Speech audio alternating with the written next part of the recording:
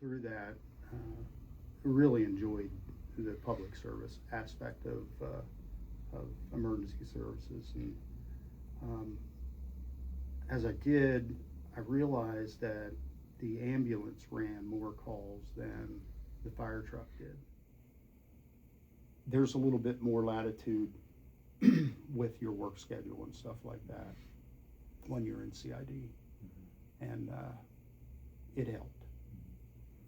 Yeah. So Played a bunch of sports, went to school, graduated, went to play baseball at a college in Reading, Alvernia University, and kind of had to choose a major. Didn't really know what I wanted to do, and I thought criminal justice sounded exciting. Patrol for the first 10 years. Became a field training officer. Ultimately was asked if I wanted to move to our detectives unit, which is something that I wasn't sure if I wanted to do, but once I got there and started doing the work, I fell in love with that. which, when we get into the incident, we have always made good decisions, and sometimes there's stuff that you just can't avoid. Basically, the story was a person was seen on a trail camera outside of the victim's house. It looked like they had a rifle with them, and when police or patrol got on scene that night, it was dark. They found a truck parked a little ways up the road. Patrol had seized that vehicle and brought it back to our station. It was September 17th, 2025. I came in to work. I saw Mark and Zach in the garage bay, and I'm like, what are they doing? And so patrol helped them vacate the area. They locked up for them. We knew the door was locked when we left there, or when patrol left there. So we left the first search warrant in Penn Township, went back to our substation. Wasn't the case. We were there specifically to make sure it was safe for the family to return home, because, like Jack had said, they had left the night prior out of an abundance of caution for themselves. We had the arrest warrant, so we knew if this person was on scene, we had the authority to take him into custody. But we weren't necessarily there specifically to find him. We were there to secure the scene and make sure it was safe for that family to return home. Leaving there, I had yelled out to Sergeant Becker. I said, hey, did anybody grab a rifle? And he turned around, he said, if you want a rifle, grab a rifle. So the safe was right there, and I hit the code, hit star, and the safe didn't open. Hit the code again, hit star, safe didn't open. Third time, hit star, safe didn't open. I'm like, I'm just getting ready to be like, you know what? Never mind. And a police officer who has since passed away from cancer was sitting there, Matt Straub, and he grabbed me and said, no, JC, it's pound, not star.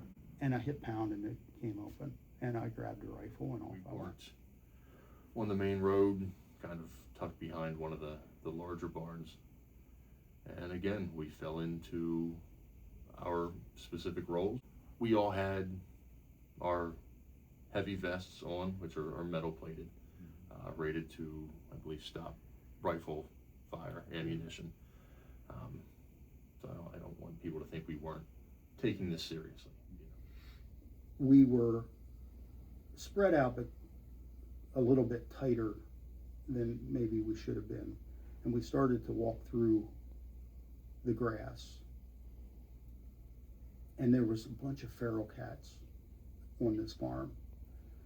And there was cat feces everywhere in this yard. And I said, I am not walking through that. And Zach, same deal, went through the yard. The rest of us stayed on the pavement and walked kind of away from the front door and around to the side of the house. Detective Sergeant Becker, Detective Baker, and Detective Emmenheiser went towards the front door. We knew where the hide key was, and Cody went to try to retrieve that as they stacked up on the door. Cody got the key, and Detective Emmenheiser grabbed the doorknob and turned it, and it was open.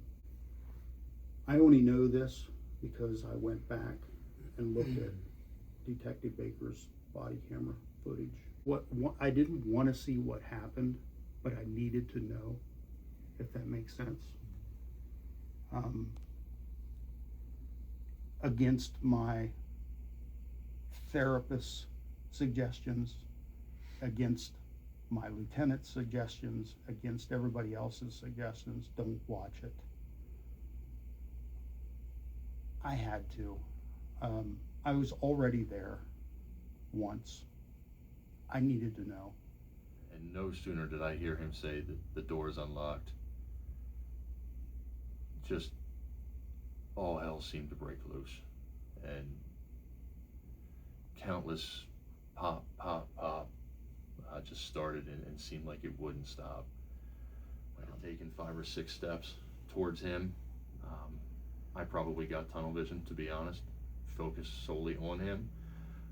But out of my peripherals, I remember seeing a person wearing, I thought it was camo, holding a rifle down by their hip. The rifle wasn't held up like he was aiming or anything like that. But as he came out from the front of the house, he was pointed in my general direction and was just kind of firing from his hip indiscriminately over and over again. There was no aiming, no purpose other than mass destruction, is what I would assume.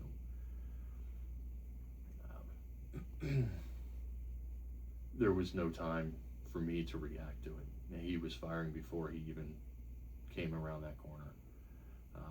And I distinctly remember watching the first round strike me. It was like in slow motion. You know, everybody says things slow down and all that. Well, that's absolutely true. I remember watching the first round. It seemed like come from the end of his rifle, and I watched it go directly into my stomach. I remember telling myself, "You're not going to die today." I thought of my wife, my kids. A lot of stuff went through my mind in that moment. At the same time, I'm still listening to all the shots being fired. I did not hear that the door was open. The first thing that I heard was the barrage of gunfire. This was suppressed gunfire. This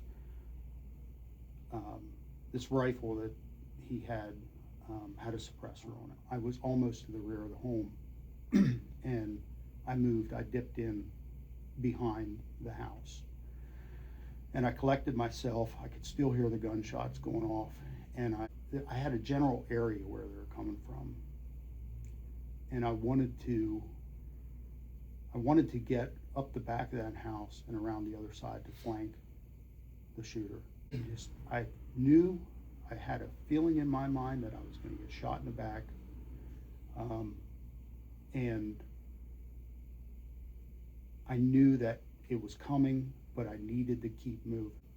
And then I did a quick look around the side of the house. I didn't see anything, but I could still hear gunshots. So I moved up the side of the home, and there was 2 big, massive oak trees there. This was an old farm, and they were,